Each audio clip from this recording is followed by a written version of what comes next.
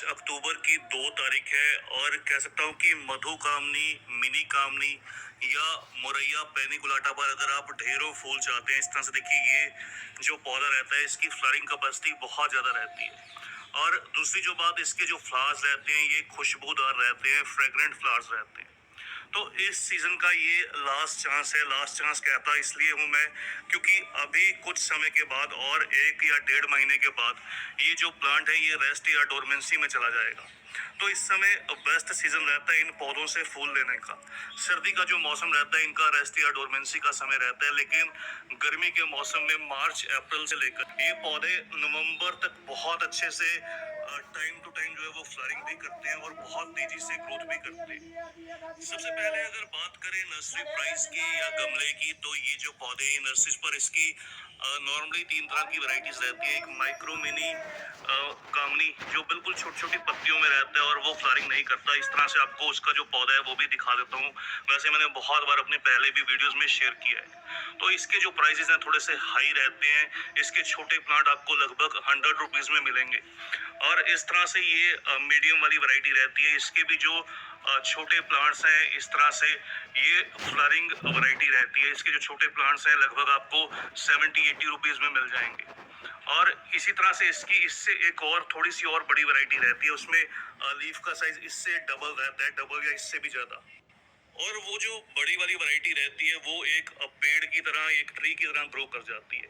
तो गमले के लिए कहूँ तो सबसे सही या परफेक्ट जो दो वैरायटीज रहती हैं वो इस तरह से ये मीडियम वाली वैरायटी या इसकी माइक्रो मिनी, ये माइक्रो मिनी जो वैरायटी रहती है, दोनों वैरायटीज गमले के लिए बिल्कुल परफेक्ट रहती हैं।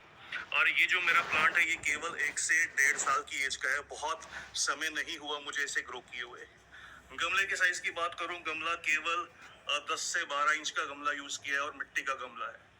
हालांकि ये जो वैरायटीज रहती है ये बॉन्जाई के लिए बिल्कुल परफेक्ट रहती है। अगर आप किसी फ्लावरिंग बॉन्जाई की तलाश में है तो ये वैरायटीज बहुत ही खास है, लेकिन फिर भी अगर आप इनको प्रॉपर ग्रो होने देंगे, इसको बहुत ज़्यादा हार्ड प्रूनिंग नहीं करेंगे, तो इनमें बहुत अच्छी कैपेसिटी रहती है फ्लावरिंग करने की। जैसे मैंने आपको स्टार्टिंग में ही बताया कि टाइम टू टाइम ये पौधे फ्लावरिंग करते हैं। एक बार इन पर अच्छे से इस तरह से गुच्छे गुच्छे में बहुत जगह फ्लावर्स निकल कर आते हैं।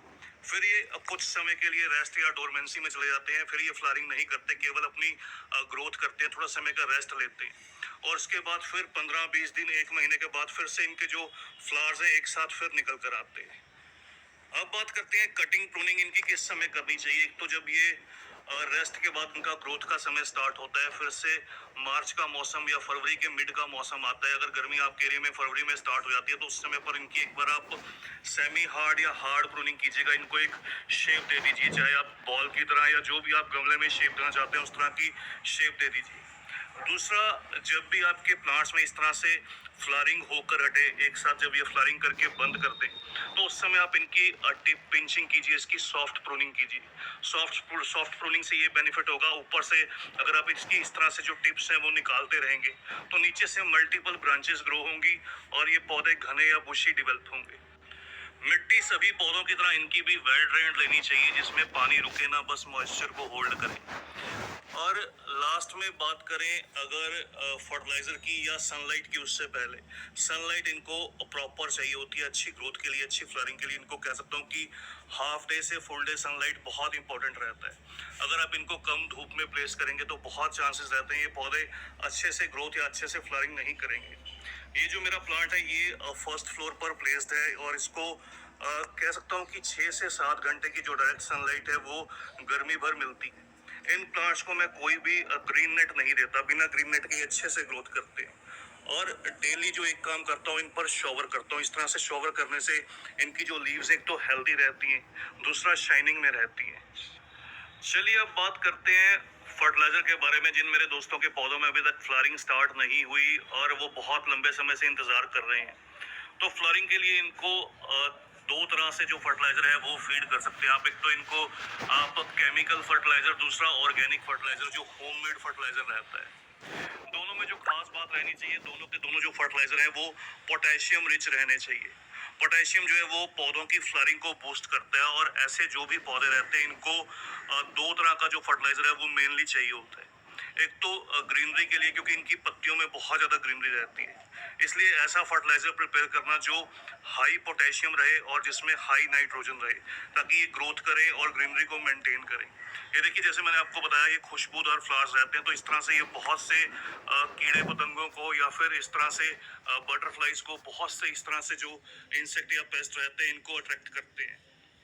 फर्टिलाइजर के तौर पर अगर ऑर्गेनिक फर्टिलाइजर की बात करूं तो इनके लिए बनाना पील, ऑनियन पील, दो तरह से, और तीसरा जो है वो आप चाय की पत्ती का जो वेस्ट रहता है, जो घर में यूज्ड चाय की पत्ती रहती है, उसको धो लीजिए, साफ कर लीजिए।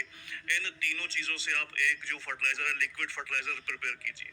तो इस तरह से इनको 3 से 4 दिन के लिए डिकम्पोज होने के लिए छोड़ दीजिए। उसके बाद इस पानी को छान लीजिए। इस तरह से इसको जो है वो लिक्विड फर्टिलाइजर जो है वो 400 से 500 ml गमले के साइज के अकॉर्डिंग जो है वो फीड कीजिए। दूसरा रहता है केमिकल फर्टिलाइजर। केमिकल फर्टिलाइजर के तौर पर आप इनको potassium nitrate, muriate of potash, इस तरह से, या फिर कभी कभार एनपीके जो बैलेंस रहता है, या एनपीके 05234, इस तरह से जो फर्टिलाइजर रहते हैं वो फीड कीजिएगा। उनको मिट्टी में ना देकर आप इनकी लीव्स के ऊपर 2 ग्राम पर लीटर, 2 ग्राम जो फर्टिलाइजर रहता है उसको 1 लीटर पानी में डिसॉल्व करके इन पर हर 10 से 15 दिन में स्प्रे कीजिए। तो आपको जो रिजल्ट है वो कुछ इसी तरह से दिखाई देगा। तो बस दोस्तों, आज की इस वीडियो में इतना ही। जल्द ही मिलते हैं किसी और नए टॉपिक के साथ, किसी और नई वीडियो के साथ। तब तक के लिए bye, happy gardening, take care. E tu traigo le zap.